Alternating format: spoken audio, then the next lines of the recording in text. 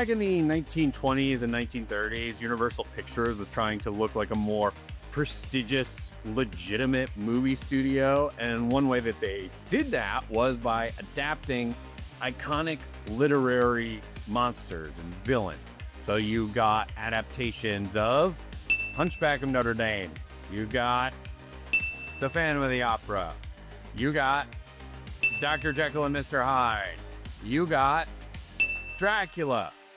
You also ended up getting Frankenstein. Listen, we know that it's Frankenstein's monster. I'm not going to say Frankenstein's monster every single time because it's going to save me time if I just cut monster out of the equation. In the words of Justin Timberlake, drop the monster. It's cleaner. You also ended up getting the Mummy and the Wolfman and the Invisible Man. Over the years, there's been some debate and nitpicking over who actually belongs to the Universal monsters, depending on when they were introduced. For example, some people don't consider the creature from the Black Lagoon to be a Universal monster because he wasn't introduced until 1954, which might be a little bit later than the era of the traditional Universal monsters. At the time, the Universal monsters were the scariest things imaginable in movies, outside, of course, of that train that comes at the camera. So understandably, these iconic monsters just kind of dominated the world of horror throughout the 30s, 40s, and 50s. However, it was an age of diminishing returns, and every son of, curse of, daughter of whatever monster, they just kind of kept getting worse. Case in point, one movie just features creature from the Black Lagoon being transformed into a man wearing a trench coat. These characters became so campy and such parodies of themselves, they just started crossing over with Abbott and Costello for comedies. So by the 70s and then into the 80s, the Universal monsters were just comedic stereotypes. There wasn't really anything new to bring to the table. By the time of the early 90s, there was a massive shift in the perception of the Universal monsters thanks to Francis Ford Coppola. He delivered Bram Stoker's Dracula, and it was fantastic. It really brought Coppola's auteur cinematic sensibilities to such a familiar and well-worn story. It was a cinematic triumph that was romantic and gory and scary, and there were demons and Winona Ryder and Gary Oldman, and it really just set the bar high for what could be done with these monsters, so long as you brought some legitimacy and approached them with respect rather than just reduce them to stereotypes that we've seen countless times over the years. Bram Stoker's Dracula was such a success that at this time, John Carpenter was attempting to develop a Creature from the Black Lagoon remake. You had Clive Barker attempting to do a Mummy remake. One problem, though, is that John Carpenter and Clive Barker are just so rooted in the world of horror, they didn't bring the same kind of clout or cinematic legitimacy as a name like Coppola, and so both of those reboots ended up never getting off the ground. Then, in 1999, things took a major turn for the Universal monsters because we got The Mummy, which starred Brendan Fraser and Rachel Weisz. It was directed by Steven Sommers, and this movie was not at all a horror movie. It was a big, spectacular, swashbuckling action adventure. It felt more in line with something like Indiana Jones than it felt like any other iteration of The Mummy. It was just a summer popcorn blockbuster, and it was a huge success. I mean, this movie is a lot of fun. It is thrilling and exciting and goofy, but it is not at all scary. So it is a far cry from what anyone had anticipated a Mummy reboot would be. That movie ended up getting 2 sequels and even got some roller coasters at Universal Studios. It's hard to overstate just how successful that movie was. The only drawback, though, is it was such a success that it fundamentally altered the common perception of the Mummy. Throughout the 2000s, we got a lot of horror movie reboots. It was only a matter of time before there was another attempt at reviving the Universal monsters in hopes of recapturing the success of what the Mummy did. Stephen Sommers even made Van Helsing, which is an iconic Universal Monsters character who's known as a monster hunter. He cast Hugh Jackman, and he wore a giant hat in the movie, and Kate Beckinsale's in it, and it's just a complete disaster. It's just a big budget CGI atrocity. Then in 2010, we got a new Wolfman, and this starred Benicio del Toro and Emily Blunt and Anthony Hopkins. It was directed by Joe Johnston, and Rick Baker even developed the special effects and creature makeup for the movie, so there's a lot going in this movie's favor. There's some pretty brutal and gnarly and cool stuff in the movie, but it just didn't translate well, attempting to be authentic to the original Wolfman while also trying to bring it into a new generation. 4 years after the Wolfman, we got Dracula Untold, which starred Luke Evans and was meant to be an origin story. We saw how Dracula became the blood-sucking ghoul that we would come to know and sometimes love. And what's interesting is there are people involved with Universal Pictures who kind of go back and forth on whether this really was part of the dark universe. Some people say it was designed to plant the seeds for a shared universe that would come to fruition further down the line. Other people say no, it was always meant to be a standalone movie. Doesn't really matter. Once Dracula Untold came out, it was maybe weeks later that everyone on Earth even forgot that this movie existed. Now we have finally arrived at the dark universe. People knew that Tom Cruise was going to be starring in a new version of The Mummy. Because it's Tom Cruise, they knew it was going to be a big budget affair. The movie did bring us one of the funniest viral things to happen in 2017 when it came to movie trailers, because IMAX released a trailer that was mixed improperly, and it didn't include any of the music or important sound effects for the trailer. So what we got was a trailer where we mostly just hear Tom Cruise making strange guttural noises.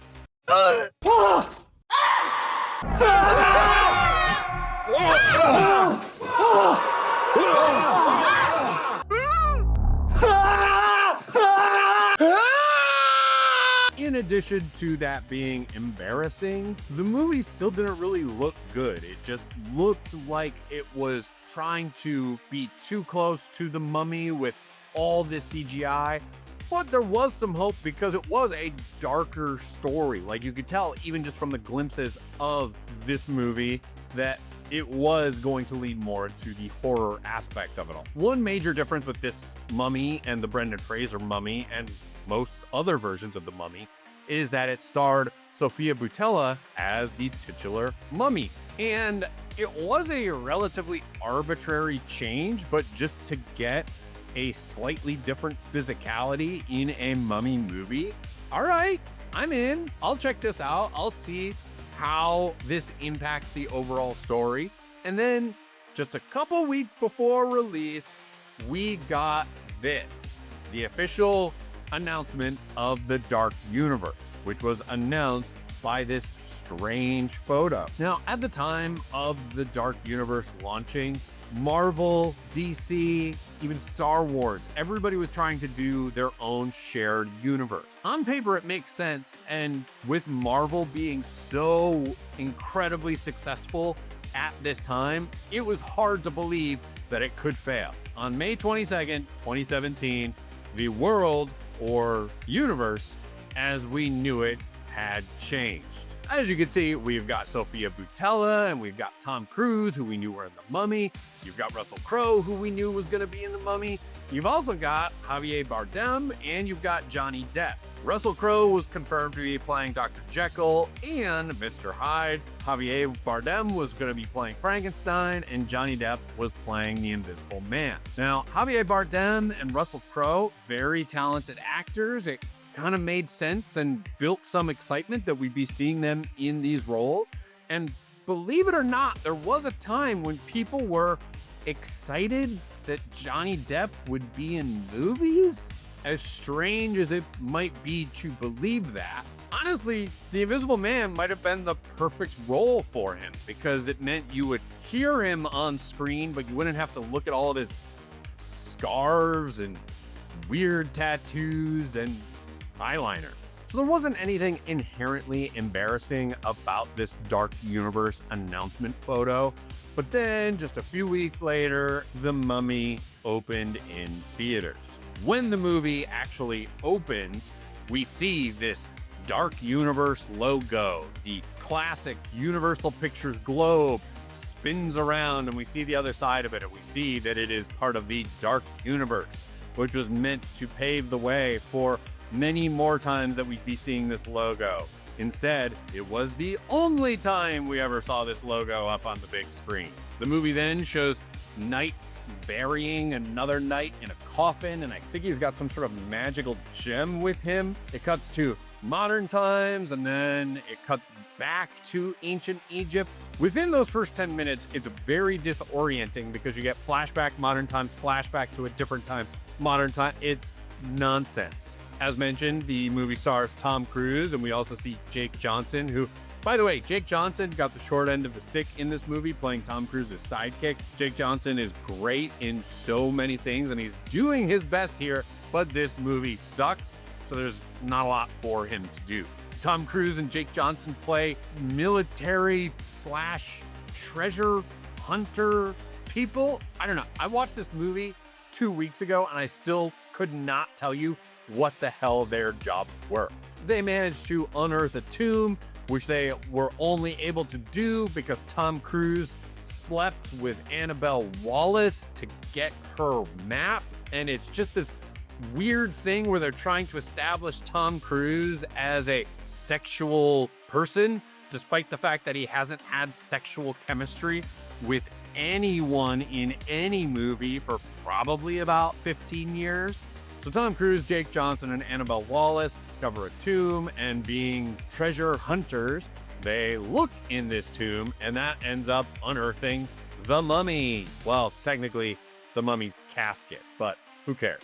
The result is that Jake Johnson becomes somewhat possessed, and when they're traveling by plane back somewhere else, the plane actually crashes, and Tom Cruise dies, but then he wakes up in a morgue and he's not at all injured. It's just this big convoluted mess that's trying to be horrifying but also adventurous, and it doesn't work.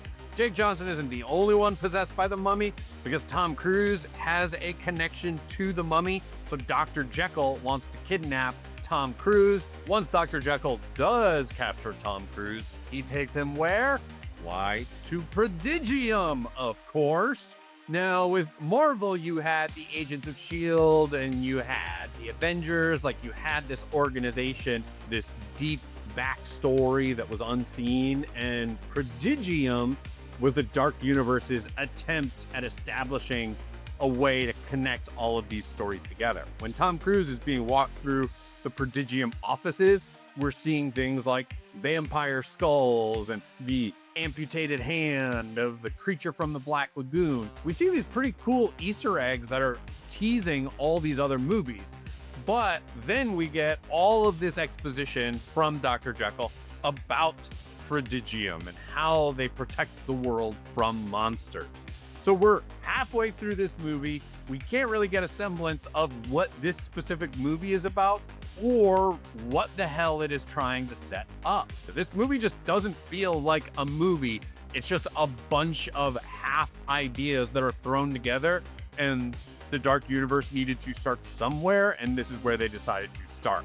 We can't tell if it's supposed to be an action-adventure thriller, or if it's supposed to be a horror movie, or if it's supposed to be a comedy, because it blatantly rips off An American Werewolf in London by having Jake Johnson be the dead best friend of Tom Cruise's character, who only Tom Cruise can see. Ultimately, Tom Cruise succeeds in defeating the mummy, but the problem is he had to take on some sort of immortal curse to prevent the mummy from becoming all-powerful. So the movie ends with a voiceover of Dr. Jekyll talking about how Tom Cruise is no longer a man. He is technically a monster, and he has to go out into the world to stop other monsters. And he brings Jake Johnson back from the dead. It's just this big tease and setup for the next movies that are supposed to be coming at some point.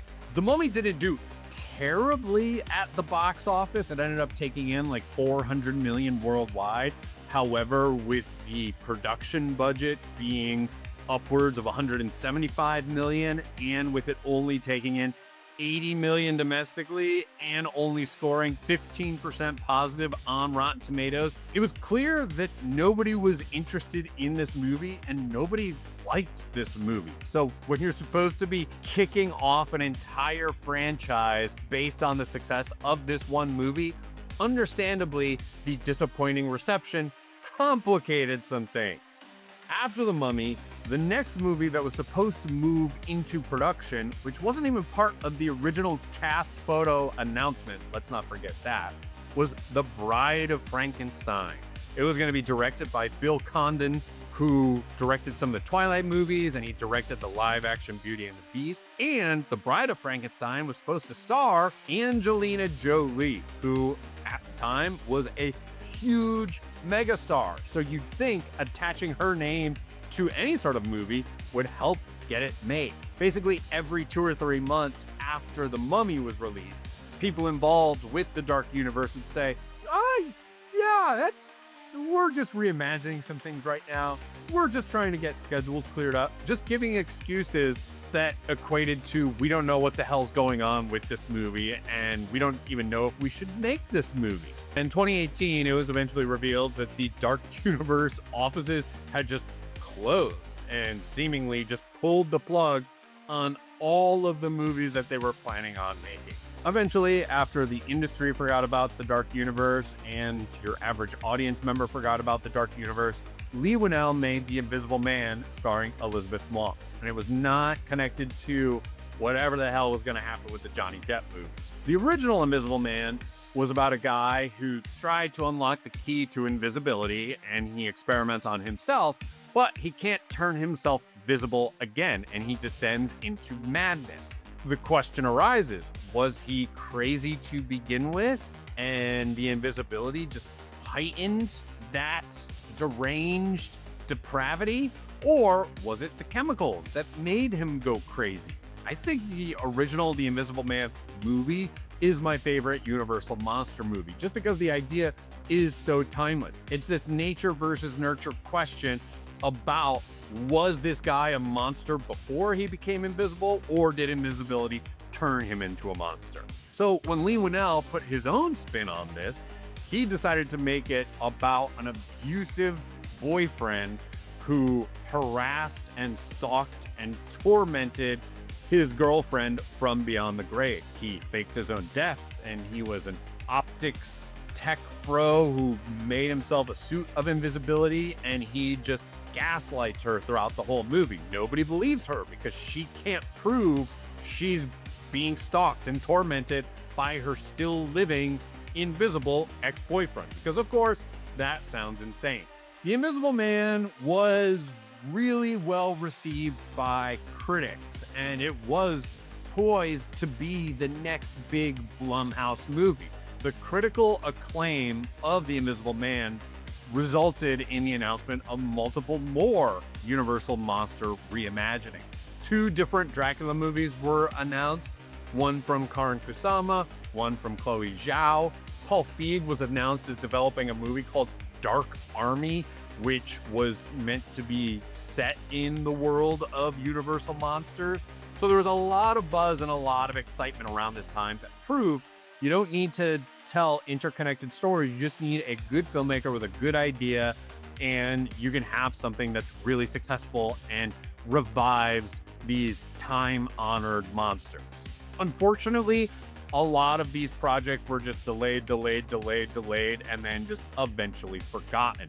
One project that wasn't forgotten, even though some of us wish we could forget it, was Wolfman.